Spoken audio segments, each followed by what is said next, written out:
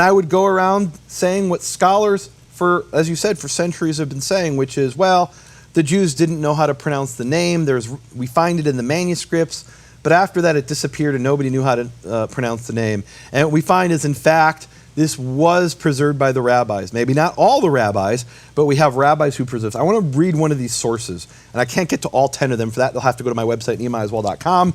Good idea. I'm going to get this in the segment that we have. I'm going to get as many of these as I can.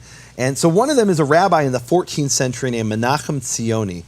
And he writes a commentary, and in his commentary in Exodus 3:15, which is the verse where God reveals his name, and he's commenting on the words, Zeh Shmi Le'olam, this is my name forever.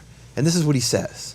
He says there's also a secret here received by tradition in the vowels of, this is my name forever. What does that mean? Well, you read it in Hebrew, it's obvious. The word forever is Le'olam. And you can see here, I have a graphic that illustrates this. Le'olam has the same vowels as Yehovah, which are the vowels Shva, Cholam, Kamatz. And this is what it looks like in English. Le'olam, Yehovah. He's telling us the statement, this is my name forever, is itself a hint at the true pronunciation of the name. Now, is that what God meant when he said to Moses, this is my name forever? I don't think so. But the rabbi this rabbi in the 14th century, Menachem Tzioni, he's saying, look, I know the secret. I received it from another rabbi who whispered it to me in my ear or over water or whatever. And the way we remember this is the verse, this is my name forever, which has the vowels of the pronunciation of the name. Now, maybe I'm wrong. Who knows what he means by this? He says, this is my name forever, are the vowels of the great name. I don't know what he means. Well, thankfully he goes on, and he says, its mnemonic is, who in heaven can measure up to you? A mnemonic is an acronym that helps you remember something. And the Hebrew mnemonic, you'd never get this from the English. And by the way, this has never been translated into English. I'm the first one to translate this into English in 2017. And the mnemonic, who in heaven can measure up to you, the word there that's the mnemonic is the word heaven, which normally is the word shamayim, but in this verse the word is shachak. And you say, well, what is that? What's the answer?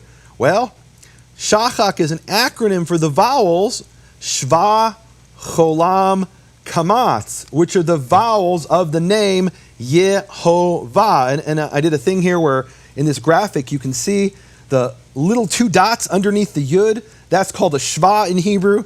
And it's funny because I'll talk to this friend of mine who doesn't know Hebrew, and he's studying these things, and he calls it the Shiwa. But no, we call it the Shva. And then the second vowel there is called a Cholam, and the third is a Kamatz. And if you take the first letter of each of those words, and technically in English it's the first two letters of Shiva, but in Hebrew that's one letter, the Shin, the names of these vowels form the acronym Shachak, which means heaven. So the rabbi has told you it's the vowels of the word Le'olam, it's the vowels that are represented by the word Shachak, and this is the same rabbi. Mm-hmm. And then he goes on, he shares some other things, and I won't go into all of it, but he ends this teaching, or part of it, he says, thus far, this is the most amazing part, Michael. As I'm reading this, I read this months ago, and I'm looking at this Hebrew text, and I was shaking. I was in tears. Here's a rabbi who wrote this in the 14th century, so we're talking like, 1375, right? That's 700 years ago. Nobody's brought this in the discussion on the name, and I'm reading this source, at least nobody I found has brought. They'll bring the Gnostic sources, everybody, but not the Jews. Here's what the rabbi says. He's told you it's the vowels of Le'olam. He tells you it's the vowels Shva, Cholam, Kamatz. He says that a third time, which I'm skipping to save time here. And then he says, thus far the words of the man who revealed the secret to me. I got the chills when I read that. He's telling us he stood by a riverside with his ankles up to the water or something like that. I don't know if it was exactly that, but he participated in the chain of transmission. And he tells us that this was received by tradition. And this was revealed to him as a secret by some man. We don't know what man. But he received this as a tradition that the true pronunciation of the name is Yehovah. And the way he was told to remember it is, because if I pronounce a word to you, and you ever probably broken telephone? The way I pronounce it might be different how you pronounce it, and the way she pronounces it, the way he pronounces it.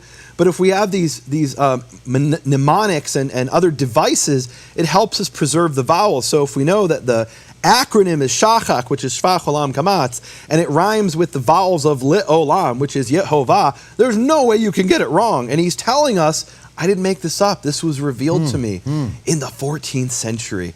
And this is just one rabbi of 16 that I've discovered so far. There might be more. But one of 16 rabbis who says the name is Yehovah, and he makes it really clear what he's talking about. So that's one rabbi. Let me bring you another one. This other one's kind of interesting, and I want to give you the background first. And I'm keeping my eye on the time. I want to get to all of. I'm not going to get to all 10 or 16. I'm going to get to as many as I can. But so the background to the next one. This rabbi is a rabbi who wrote in 1608. His name is Shabtai Sofer.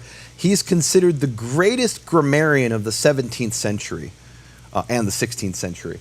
And it's interesting because the previous rabbi, Menachem Tzioni, was a mystic. This rabbi is a grammarian. Very different mentalities for rabbis.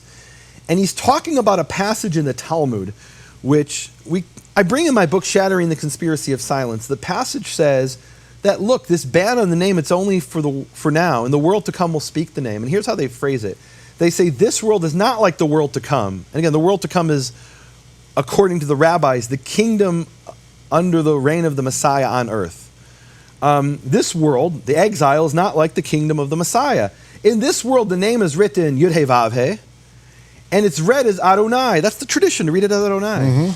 But in the world to come, it will be one, written Yud-Heh-Vav-Heh and read Yud-Heh-Vav-Heh. And of course, they're referring to Zechariah 14:9, which I won't sing again. But they're alluding back to that. Your name will be one, you will be one, your name will be one. So this is what he says in 1608. He writes this, he doesn't publish this in a book.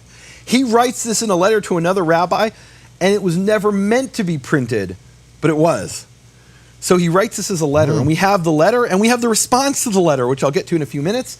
He says, is it not known, the saying of the sages? And he quotes that passage. In this world it's written Yud-Heh-Vav-Heh and read Adonai. In the world to come it will be written Yud-Heh-Vav-Heh and read Yud-Heh-Vav-Heh. And then he says, and behold, when it is read as Yud-Heh-Vav-Heh in the world to come, then its vowels will be Shachak. And remember, Shachak is an acronym for Shva, Cholam, Kamatz, the vowels that form in Hebrew Yehovah. It's beautiful. He's not, I mean, it's amazing. And it's interesting. So he's a grammarian, and as a grammarian, he's asking the question, why do we have vowels in a word that we don't read? Because by Jewish tradition, we don't read the word Yud-Heh-Vav-Heh. When we see that word, we read it as Adonai. Well, are those the vowels of Adonai? It's self-evident that they're not. So what are the vowels doing there? He explains, in the world to come, we'll speak that name, and they'll pick up a Bible, and they'll see the vowels of the name itself, which are Shachak, Shva, Cholam, Kamatz. Unequivocal that this rabbi is saying the name is Yehovah, not Yahweh, not Yahuwah, though you don't find that in Jewish sources, not at least that I found, but that it's Yehovah, Shva, Cholam, Kamatz. Now, that rabbi is writing in 1608, and he wrote to a rabbi in Poland named Maharam of Lublin, also known as Mayor of Lublin. And to be honest with you, he's probably the most famous, or the second most famous at least, of all these rabbis that I quote, that I found. He's a very famous rabbi, the Maharam of Lublin, and he wrote a response to Shabtai Sofer. And I want to read this. It's amazing. So he writes to Shabtai Sofer, and they're talking about a certain grammatical point that I don't have time to get into. But while they're talking about that grammatical point that they're arguing back and forth about, they both bring up the vowels of the name. So he says, know, my beloved, how extremely difficult it is to put things like this in writing, and even more so a letter sent about from place to place, concerning the vowels of the tetragrammaton, which are Shva, Cholam, Kamatz. Like he openly says it. He openly says it. Openly. He's not even arguing about that point. He's saying, look, this is really hard to write this. I'm sending this in a letter. It's being carried by donkey or something. I don't know who's going to read this letter. You asked me, so I've got to respond to show I'm not, that I know what I'm talking about. And you asked me, I got to respond. Who's the donkey that's delivering it now in 2017? Yeah, I'm the ass that speaks out. I wrote a famous paper called "The Ass Speaks Out" about referring to Balaam's ass. Guys, you go read that on my website, nehemiaswell.com. So he says straight out, like that's his opening. I mean, not opening, but he's saying that, like that's just the facts we can all agree on concerning the vowels Shva, Cholam, Kamatz, which are Yehovah. Yehovah, Shvach Olam Kabatz. And then he says, I found in the words of my grandfather, our teacher, Rabbi Asher Lemel, head of the Beit Din of Krakow, he wrote a holy book called Emek HaBracha. But because of its immense holiness, it was never printed, that it not be used by those who are not worthy. And then he quotes the book of his grandfather. I'm not going to go into it, but I'll read it. Why not? So this is what it says in chapter 34. He's quoting the book of his grandfather verbatim. And it says, concerning the Tetragrammaton, its vowels received from Sinai are Shvach Olam Kamatz. There's no room for Yahweh here. It's Yehovah, according to these rabbis. And you could say, who cares what rabbis say? And hopefully in the next episode, if you'll have me back, we'll talk about what it says in the Bible itself in the manuscripts, which is for me. We'll have to do that because these are things that have not been printed, haven't been so many of them have in never the West been seen, at all. Many of them have never been seen except by me and this one other person. All right. So here are what rabbis are saying the name is as it was transmitted to them and preserved by them. And he's quoting his grandfather's other sources. I can't bring them all, but I think it's interesting. So he's quoting a book by his grandfather, and he says, look, this book was too holy to print. The book of my grandfather. I have it hand copied because I received it from my grandfather. Mm-hmm. So I contacted the National Library of Israel, and I said, there's this reference to this book, Emek Bracha, written by Asher Lemel. Do you have it? And they said, well, we have 90,000 Hebrew manuscripts, and we don't have that one. As far as we know, it doesn't exist. And I asked them after I had exhausted all the other databases and resources. And so as far as I know, this book was so holy it was never printed. And because it was never printed, we only have it surviving in a quotation by the author's grandson, Maharam of Lublin, which is amazing. So as other sources, I'm going to skip some of these. Okay, so I love how Maharam of Lublin, this guy, mayor of Lublin, in 1600, ends a letter to Shabtai Sofer. He says, I have one request, that you hide this letter in a pure and holy place and not allow it to be passed around here and there. So he wrote this letter as a response to another rabbi stating matter-of-factly the information. He knew as a secret that the name was Yehovah and that his grandfather knew as a secret that it was Yehovah. And he said, look, it's hard to write this. Who knows who's going to read it? Make sure that you hide this letter after you've read it. And you know what? When he died, his disciples found a copy of the letter and they printed it. And because of that, we're able to sit here and share this with the entire world. We were never meant to know what's in this letter. This was meant to be a secret. Now, Michael, I was doing this research, and you have to understand, I was waking up and I was going till, be like 9 p.m. at night, and I was thinking, okay, I found this source, and I got to find the other source. 5 more minutes, and it'd be 3 in the morning, and then 5 in the morning, and finally I'd have to go to sleep and sleep for a few hours, and then wake up. And I've shared this with a friend who's a Methodist, and he said, Nehemia, do you know what we call that in my tradition? I said, no, what? He said, Nehemia, you're arrested by the Spirit. I said, okay, I wouldn't call it that necessarily, but it's true. I couldn't put this down. I was so engrossed in this. I was finding these sources. There was one source I couldn't find online or in any of my databases, but I found out there was a library or a bookstore, a used bookstore in Jerusalem that had a copy of a certain book I needed.